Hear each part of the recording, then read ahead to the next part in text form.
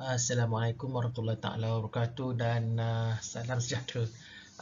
Hari ini saya akan bantu anda serba sedikit berkenaan dengan bagaimana untuk membuat kiraan ataupun menyelesaikan masalah yang berkaitan dengan mean, variance dan sisihan piawai bagi data terkumpul.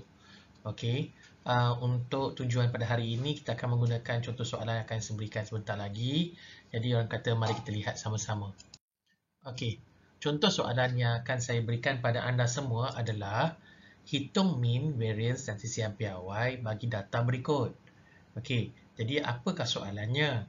Biasanya kita akan ada macam-macam data. Macam contohnya di sini saya menggunakan data yang kita dapat daripada soalan yang terdahulu. Okey, masa kita buat jadual kekerapan untuk buat graf ogive, kita ada di mana apa dipanggil sebagai ditunjukkan di sini iaitu ni ya, selang kelas kosong dengan kekerapan kosong, jumlah kekerapan kosong. Jadi apa yang kita nak tengok di sini ialah nanti masa kita buat hitung mean variance nanti, yang ini tak perlu ada. Ya, kita mula start daripada baris yang kedua. Okey pelajar-pelajar sekalian, selang kelas, kekerapan dan kekerapan longgokan. Ini dapat daripada soalan yang sebelumnya lah. Jadi apa yang kita nak kena faham sebelum kita menggunakan data tadi dan membina apa yang memudahkan anda menjawab. Okey, sebelum kita mulakan nak menjawab, kita kena faham bahawa kita ada rumus-rumus yang akan kita gunakan. Pertamanya adalah mean, ataupun bahasa mudahnya mean ni kita panggil sebagai purata. Ya, ini bahasa yang biasa kita pakaikan. Tapi dalam statistik kita akan biasa gunakan mean, iaitu X bar. Ya, X bar. Jadi orang kata apa kita nak tengok di sini ialah jumlah F darab dengan X. Ya, nanti saya bagi tahu apa dia F, apa dia X ya. Jumlah F darab dengan X. Maknanya darabkan nanti Fx ni tambah nanti kita akan jumlahkan dia. Kemudian kita ada jumlah F. Ya, ni asas dia. Nanti sebentar lagi saya tunjukkan apa dia F, apa dia X.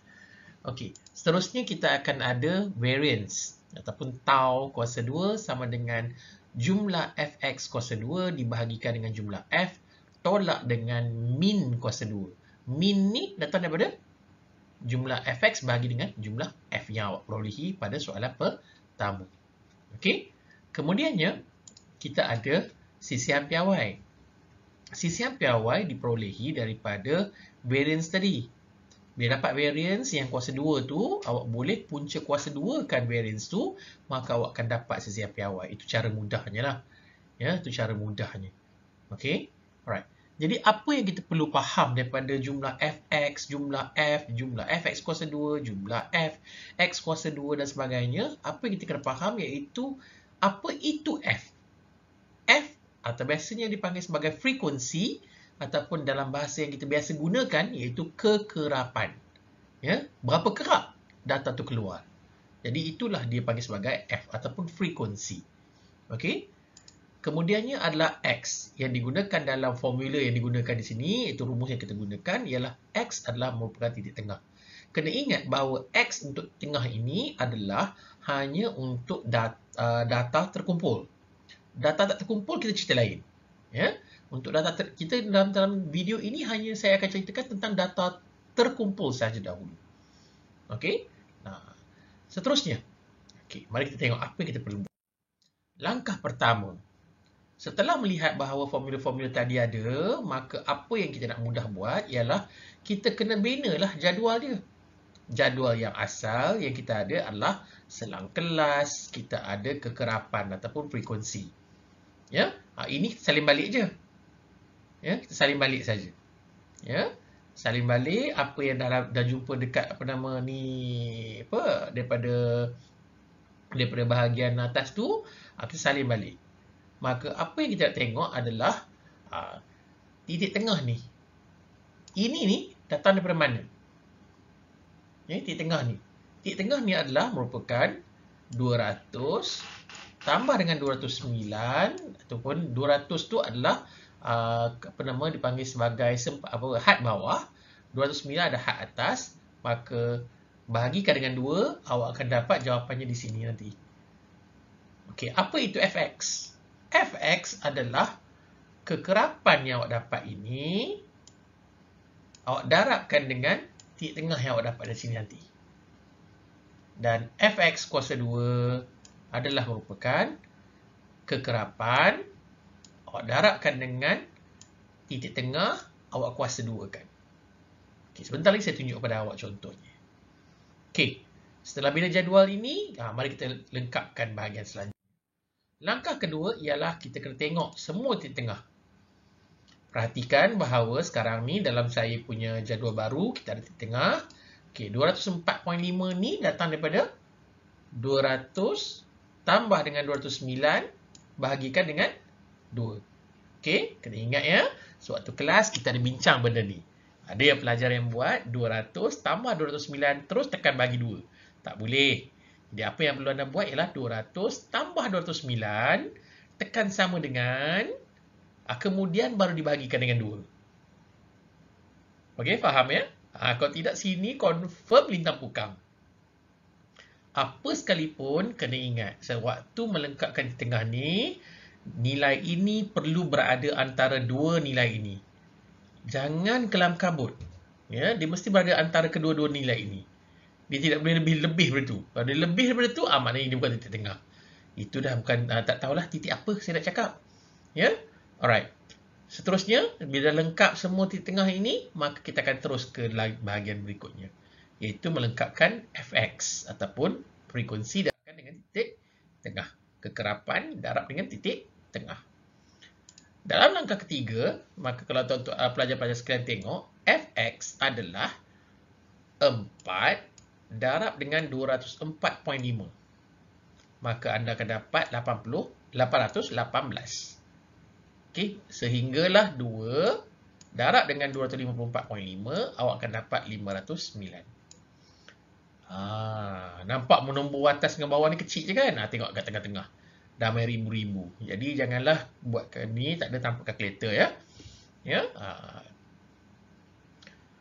Seterusnya, bila lengkap fx, awak akan lengkapkan fx kuasa 2. Langkah keempat. Kekerapan darab titik tengah kuasa 2. Okey. Maka awak akan jadi, tengok betul-betul. F darab dengan x yang kuasa 2. Bukan fx yang kuasa 2 kan? Dia F darab dengan X yang kuasa 2. Ataupun kalau awak risau silap, caranya ialah 4 darab dengan 204.5 darab dengan 204.5. Saya ulang.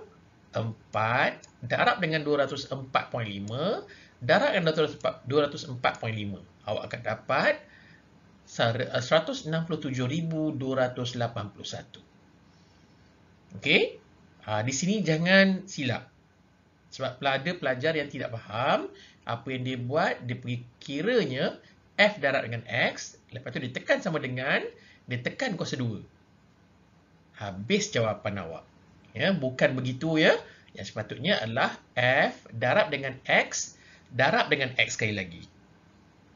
Itu yang dimaksudkan dengan F X kuasa 2. Okey, maka lengkapkanlah sehinggalah 2 darab dengan 254.5 darab dengan 254.5, maka anda akan dapat 129,540.5. Okey, yang tengah-tengah ni awak kena lengkapkanlah. Ya, saya bagi contoh-contoh yang simple saja. Ya. Okey, selanjutnya kita akan pergi pada jumlah kekerapan. Setelah awak lengkapkan semua jadual ini tadi di atas, maka apa yang perlu awak buat adalah membuat jumlah. Ya, perhatikan bahawa saya ada lajur baris tambahan di bawah. Okey, awak jumlahkan semua ni. Ini. Yang semua ni awak jumlahkan. Maka awak akan dapat jumlah ni kekerapan F kan? Maka ia akan jadi jumlah F sama dengan 50. Jumlah F sama dengan 50. Ini macam mana nak semak silang awak betul ke tidak? Kena tengok balik dalam jadual, kena tengok balik dalam soalan. Biasanya soalan akan bagi tahu bahawa adalah jumlah data 50. Ataupun daripada data mentah, ada 5 kali 10 baris, ataupun 10 kali 5 baris dan sebagainya. Okey. Seterusnya, kita akan tengok jumlah kekerapan darab titik tengah. Ni jumlah ni F darab X. Ya, kekerapan adalah F, titik tengah adalah X. Maka jumlahkan semua ni. Tambah, tambah, tambah. Awak akan dapat jumlah Fx sama dengan 11,395. Okey? Jadi bila dah tertib begini pelajar-pelajar sekalian, dia lebih mudah untuk kita kira. Sebenarnya ada satu lagi cara, iaitu caranya macam tulis biasa, straight aja. Tetapi kemungkinan untuk silap itu ada.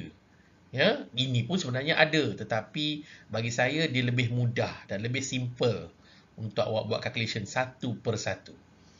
Okey. Selanjutnya kita akan ada jumlah kekerapan darab dengan titik tengah kuasa 2. Okey, titik tengah yang kuasa 2 ya. Titik tengah tu yang kuasa 2. Maka apa yang kita akan lihat bahawa F darab dengan X kuasa 2, maka awak akan dapat jumlahkan semua ni. Kita nak jumlah ni semua. Tambah, tambah, tambah, tambah itu, tambah ini, sehinggalah awak dapat jumlah Fx kuasa 2 sama dengan 2,604,442.5.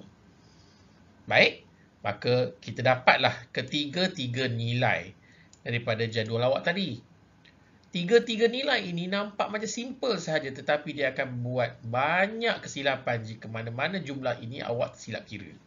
Ya, Waima, jika 11,395 ni awak tersalah kira sebagai 11,305, maka nilai awak akan jadi jauh berbeza. Baik, kita teruskan. Setelah mendapat semua nilai-nilai tadi, maka maklumat yang kita perlukan adalah jumlah F dan jumlah Fx sahaja. Okay, untuk pengiraan min, kita perlukan dua nilai ni sahaja. Kenapa dua nilai ni sahaja? Kerana formula rumus yang kita gunakan adalah min sama dengan, ataupun min adalah X bar sama dengan jumlah Fx bahagi dengan jumlah F. Ya, jumlah Fx bahagi dengan jumlah F. Maka awak akan dapat 11,395 bahagi dengan 50. Jawapan awak adalah 227.90. Okey, jika ada di belakang, kekalkan sejauh-jauhnya 227.90 bagai-bagai, ataupun orang kata 3 titik perpuluhan. Okey, untuk dalam kes ni dia dapat 227.9, maka kita kekalkan 0.90. Okey, tidak ada masalah apa-apa. Okey, itu baru pengiraan min. Pengiraan min ini selanjutnya akan menjelaskan nilai dalam pengiraan variance. Ya, kenapa? Dalam pengiraan variance, dia ada maklumat yang diperlukan, iaitu jumlah F. Ya, lepas tu diperlukan jumlah Fx kuasa 2, dan akhir sekali dia perlu dengan X bar. X bar ni tadi apa dia? X bar ni adalah min yang awak perolehi daripada soalan di langkah 8. Okey, selanjutnya kita akan tengok apa rumus dia. Variance adalah sama dengan jumlah Fx kuasa 2 dibahagikan dengan jumlah F tolak dengan min kuasa 2. Ya, tolak dengan min kuasa 2. Maka awak masukkanlah semua nilai-nilai ini ke dalam rumus yang ini. Ya, masukkanlah dalam rumus ini. Okey, maka dia akan jadi begini.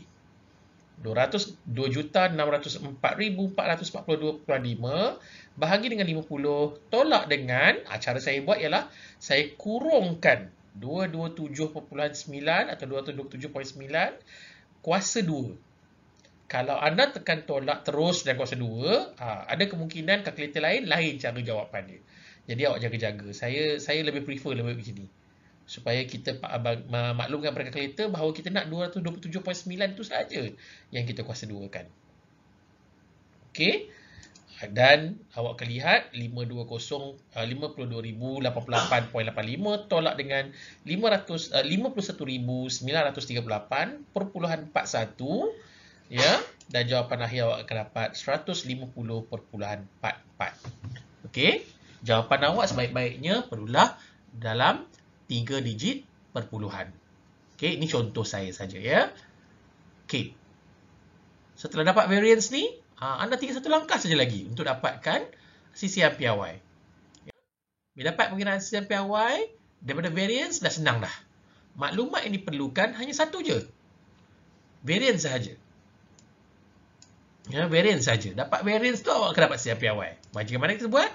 Sisian piawai adalah punca kuasa 2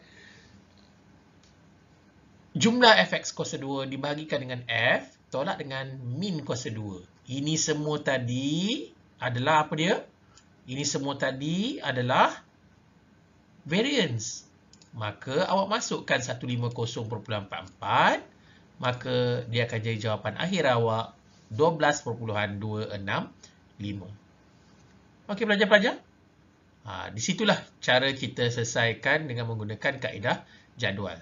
Kena ingat, kaedah ini hanya terpakai untuk jadual yang melibatkan data terkumpul. Okey, data terkumpul ya. Ini data terkumpul. Kalau data tak terkumpul, dia ada cara lain. Ya, nanti saya akan ajar pada anda semua. Okey, itu saja untuk hari ini. Ya, kita akan teruskan nanti dengan video lain pula. Maka saya harap anda dapatlah manfaat daripada video ini. Buatlah sambil-sambil bercuti tu bolehlah buat ya untuk melihat meningkatkan kefahaman awak. Okey, sebelum itu jangan lupa bolehlah tekan subscribe dan like jika bagi memudahkan anda melihat bahawa jika ada lagi video-video lain yang akan saya terbitkan dalam masa terdekat. Okey, sehingga itu sekian, wabillahi taufiq wa hidayah. Wassalamualaikum warahmatullahi taala wabarakatuh.